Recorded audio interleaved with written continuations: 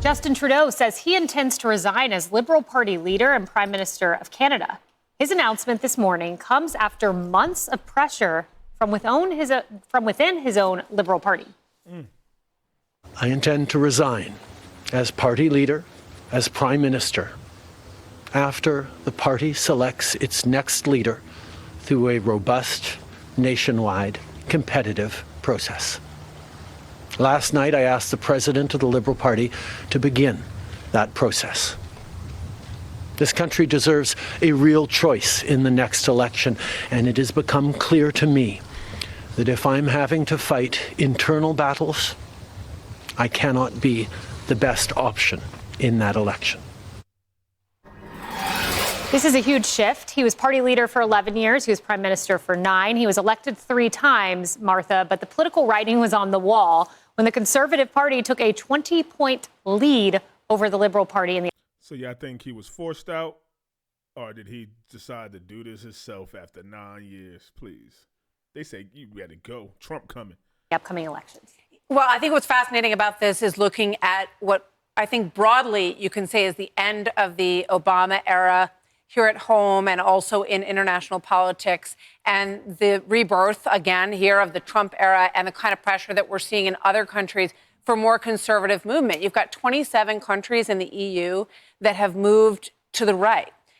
Here at home, 90% of counties moved to the right. And when you think about Trudeau, you think about him, the blockade, the truckers' blockade against the vaccine mandates in Canada. You think about his constant push for climate change while housing prices were rising and inflation was rising in Canada, being out of touch essentially with what was on people's minds and what was concerning Canadians. And so he's paying the price for that. I think we're seeing a lot of foreign leaders pay the price for that. There is this Pierre Poilievre, who is likely, he's sort of called the Canadian Trump. And it's going to be very interesting to see if there's support for him and if President Trump has sort of a more kindred spirit north of the border. Yeah, and Emily, it's funny because, you think about recent history and Trudeau goes down to Mar-a-Lago. Trump takes this swipe and talks about Canada being the 51st state and he's welcome to be the governor. And then Trudeau kind of bit back in maybe a little bit of hubristic way. Watch this. The United States voted for a second time to not elect its first woman president. Everywhere, women's rights and women's progress is under attack, overtly and subtly. But I want you to know that I am, and always will be, a proud feminist. Why they keep, they voted to not elect the first female president. Is that more important than her being fucking coherent and a good leader? Is it more important that we elect the first woman president? Let's just go through all of them over the next 12 years. Let's do the next woman. Let's do the next midget president. Let's do the first obese, morbidly obese president and have him around in a wheelchair. Let's do a bunch of presidents. The first tranny president. Let's just get that one out the way, right? That's the next one. Somebody gonna run and be trans. America is homophobic. Let's just get them all out the way, so then we can get back to voting in the most competent leader. How about that? I guess he'll be a proud feminist from the sidelines. Yeah, exactly, from his unemployed couch. Look, I think the reality is that he sort of sailed into office on the coattails of his father's performance. And as he promised sunny ways for Canada, he wanted to combat climate change. He wanted to restore Indigenous people's rights. He wanted to do things like stand with feminists. But the reality is that the country fell apart economically. So those things are, the Indigenous people's equality is absolutely paramount. But the things like combating climate change, these sort of fluff things paled in comparison to those under his watch that were struggling to put food on the table. And when you coupled that with his regulatory hammer, that was an incredible fist for him to rule with, and it didn't make any sense. And you remember that viral moment where he interacted with a steelworker, I believe, who said, you're not really doing anything for us, Justin. And that sort of became the tenor of that entire country that said, you have not done anything for us. Justin, he's like the poster child of woke, cancel culture. Because he would say this, I'm going to do this for the gay people. I'm going to do this for whatever people. And then there's you can't be no. Because then they'd be oh, what you mean? You cancel. What you, hey, Let's do stuff for everybody. Nobody can eat. We're living paycheck to paycheck. Gas is crazy. How about we fix the regular stuff and then we go and get more specific? Hey, the black people over there are suffering. Once all America. Hey, the Hispanic people over there. Hey, the Irish people over there are suffering. All of Americans good now. Okay, let's get more specific. What about the animals? Okay, what about this? What about? Then we get more specific. Other than stand at your pulpit with these sort of platitudes, sort of similar to a Gavin Newsom, you know?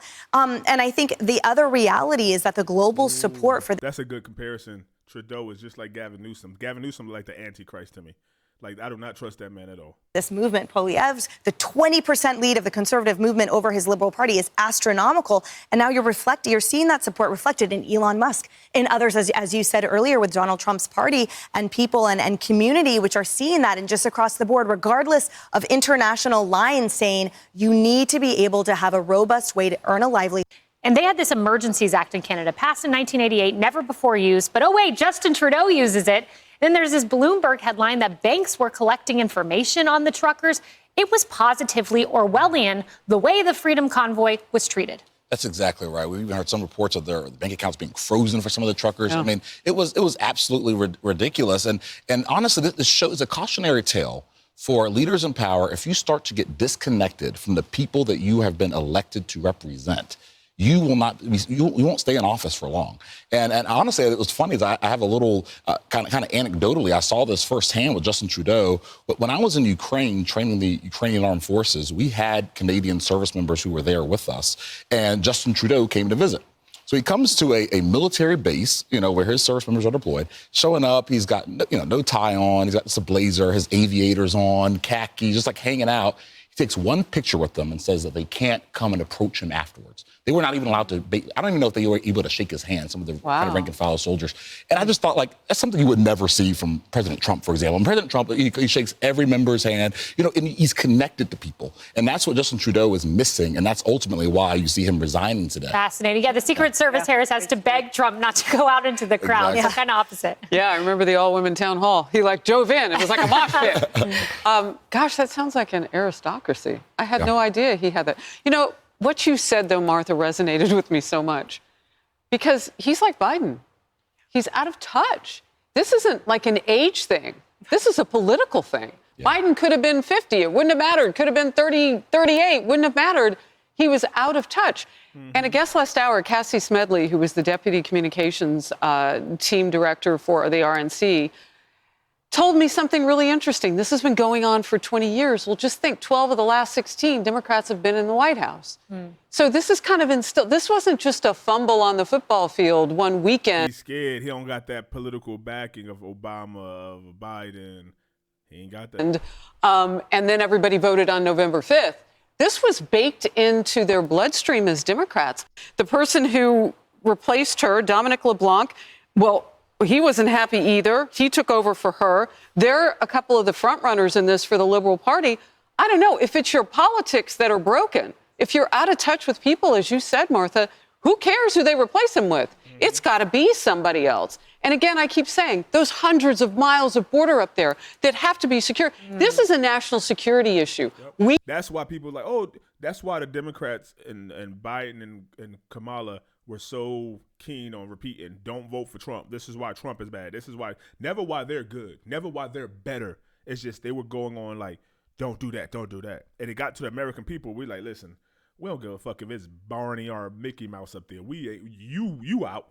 We don't care. We'll worry about that later, but y'all not getting back in. That's what we want. We need somebody up north we can actually talk to and have action done with. It's not going to be him. I doubt it's going to be anybody in his party. Yeah.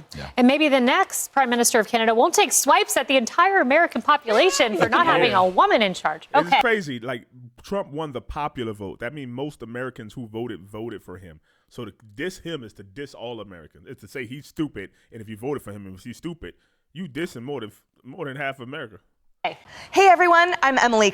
Man, let me know what y'all think, Cave Dwellers. He's gone. Y'all happy or not? Trump said they're going to be the 51st state. So he's like, hey, listen, he can't do what he wants. Maybe he went back and started talking to people. And then they were like, listen, yeah, we're going to have to make some concessions. Like, yeah, we're going to have to get this done. You're gonna have to get on the bandwagon, the wagon. You, the Mexico president, the female, she's gonna have to get it too. And if you don't like it, get out. And he chose to get out. Fuck it. Hey, that's the best thing he might have done for his country. Let me know, Cave Dwellers.